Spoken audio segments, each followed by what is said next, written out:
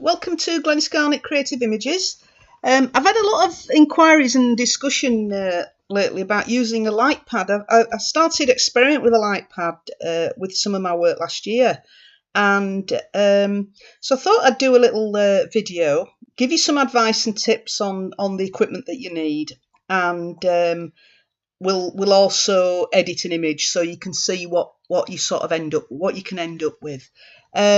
Now, I've done a little checklist here, you can see, and if we go through it, I've got some links that I'm going to show you so that you can get an idea where to get some of these things. But you can use an A4 or A3 light pad. I would suggest you also get yourself a glass sheet from a clip frame, because it's easier to move, to create your subject and do your layout by using a glass sheet, and then you can move it around on the actual light pad.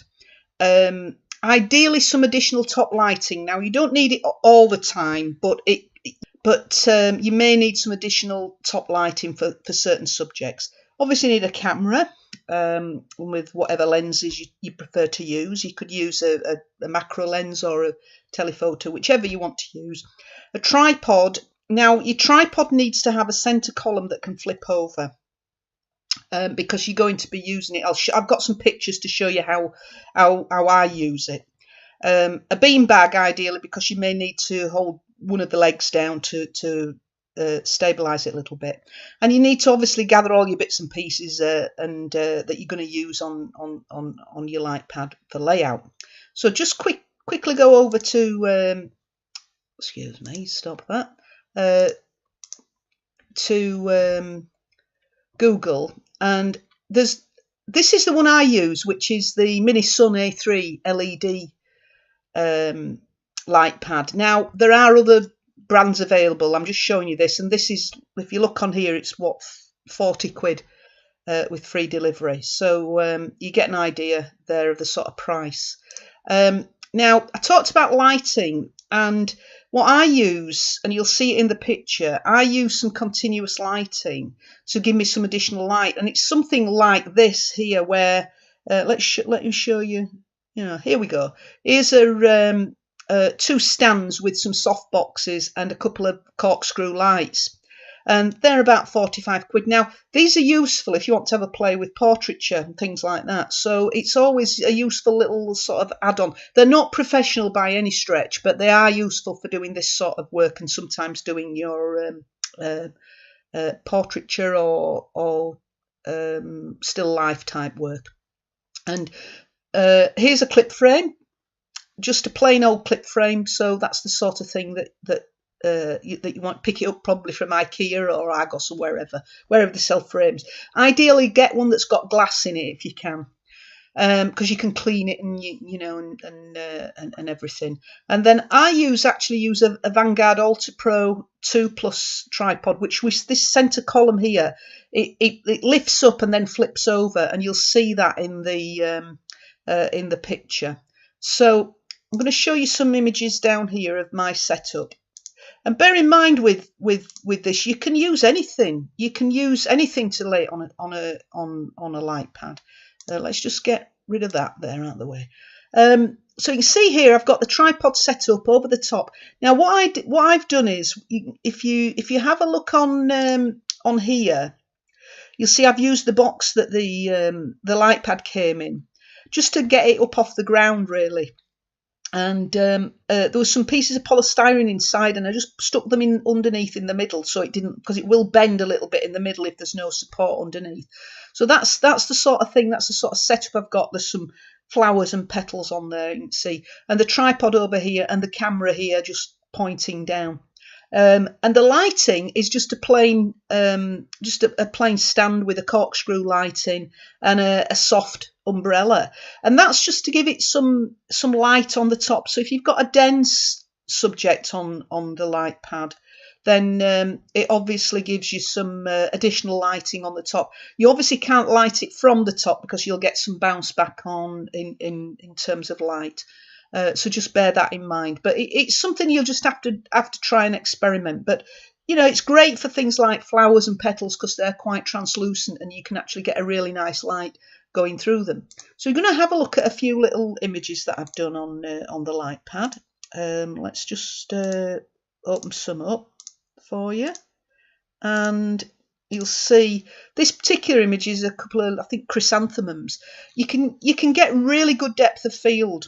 You can set your aperture to around about 16 or even 22 because you don't have to worry about things like distortion or anything like that. So we really, I think these probably take something like f22, and you get a really good depth of field with this sort of thing. And I've obviously, these have been edited in Lightroom. I brought the whites up in the background. You will get some slight, it won't be quite white when you take the image.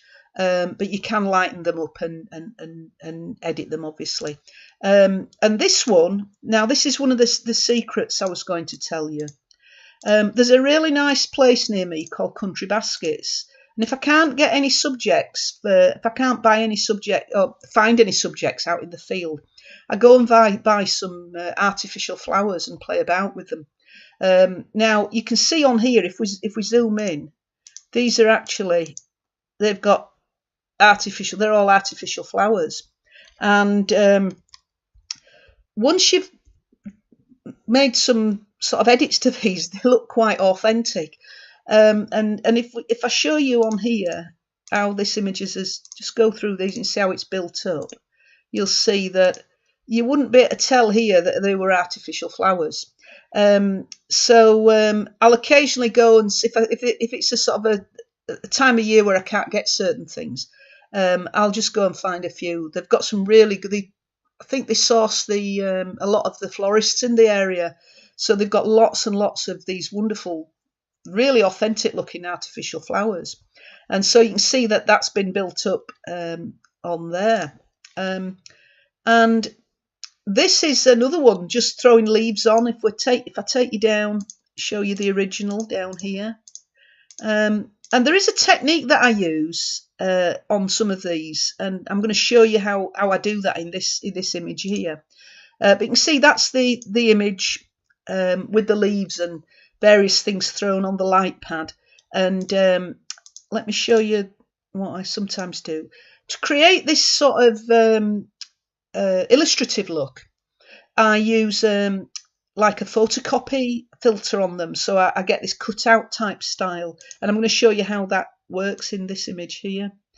So again, this has just been built up, and this texture I've got here is actually a texture that I've created and put some newspaper cutting on it, so that it's blended together with an existing texture I had with some newspaper on there, and this has been added onto here. And I'm just going to close all these up to see it with the textures. So that's that sort of image. So what we're going to do then is I've got this from the Lightpad. It's sweet chestnut, and I laid out the composition on the Lightpad, and that's the image with a few adjustments in a few tonal adjustments in Lightroom before bringing it into here to do some work on it. Now, what I would normally do with an image like this is I've got the background layer here, and I would create two copies of the layer below. Sorry, of the layer, so that I can work on them to create the image. So what I'm going to show you on this is I'm going to show you how to use a photocopy layer to give you some sort of almost like pencil type illustrative look to an image. And you can also throw in things like oil paint layers and whichever you want to do, but this is just to show you this new technique, the photocopy layer. Now, the first thing I've done is I've created a copy here, and what I've done is just use the clone tool to clone out some of the more obvious things on the plant. And I'll show you how I did this on this layer below. So just take the clone tool and use the soft brush. Use the soft brush for this. And normally when you're doing a clone, you need to use the Alt key to select the source, and then you can then clone over it. So if we just click on there, we want to cover that bit up there, and I'll take a little bit of the rib there from below, and I'll go through the document just basically getting rid of some of these blemishes on the plant, just going round, just doing some cloning all around. So what we end up with is this, which is, I'm not bothered about taking them all out, just a few to get me looking a little bit tidier. Now once I've done that, I'll copy that layer, and what we're going to do on this layer now, we're going to use a filter in here, and we're going to now, remember, if you see one of my other images, in order to use the filter gallery, your image has got to be an 8-bit image, not a 16-bit image. So that's worthwhile remembering if you want to use any of these things here. If these are greyed out at any point, then it's probably because your image is a 16-bit image. So we just want to, we'd go to image and mode and adjust it and make it into an 8-bit image from up here. So we're going to go to filter, and we're going to go to the filter gallery. And what we're going to do is we're going to pick the photocopy in the sketch table here. Pick photocopy. If we zoom out, what we want to do is we want to get a black and white image. Now, when you do use this photocopy filter, with some images it might not look right. It might look as if it's got a colour cast. And so you've sometimes got to go in and change it to black and white, or do some other adjustments to it. And I can show you that in another image at some point. But with this one, we can adjust the detail to see what detail we're getting. And I don't want a right lot of detail in this. I want it to just be almost like a pencil drawing. And then adjust the darkness up or down. Shh. Sorry, I've got the dog here with me. I've seen someone out the window. There we go. And I'm quite happy with that, so click OK. So now I've got that photocopy layer. Now if it's a colour, if it's a bit coloured, just turn it to black and white. In this case it looks fine. Now if we go down the blend modes here, you see as we come down, let's zoom in and you can see what it looks like. That's better. So if we zoom in, and you can see the result of using this. So we go, and you can see that it overlays with a sort of almost like a pencil illustrative look. We're just going through all the various layers here, soft light. What I tend to like with this is the multiply modes usually. So go for multiply, go for colour burn. Multiply is a bit softer, and then we can adjust the opacity a little bit. So I don't want it to look too obvious. We go for the colour burn. Which one shall we use? We'll use the colour burn so it's a bit more obvious so you can see it, but you get the idea. That's the main thing. So now I've got that overlaid with the photocopy layer. Now I'm just going to add a few textures. So I'm going to add this texture, and I've added if you put a texture over an image that's got a white background, you usually have to have some sort of blend mode on it. Otherwise it will sometimes, if you use overlay, I think it will just look white. It won't look right. It will just overlay onto the actual coloured parts of the image. So that's not what we want. We want it to actually overlay on all of the image. So what we're going to do now is come down, and I think this one was set to multiply. There you go. So we've got the multiply with that texture, and we're going to use overlay for that texture and overlay for that texture. And these are set at, I think that final one's set at lower opacity. You can see there. And there we go. And that's an image that we've taken from the Lightpad. There's a bit of a rough version of what I would normally do. I'd probably spend a little bit more time getting it just right.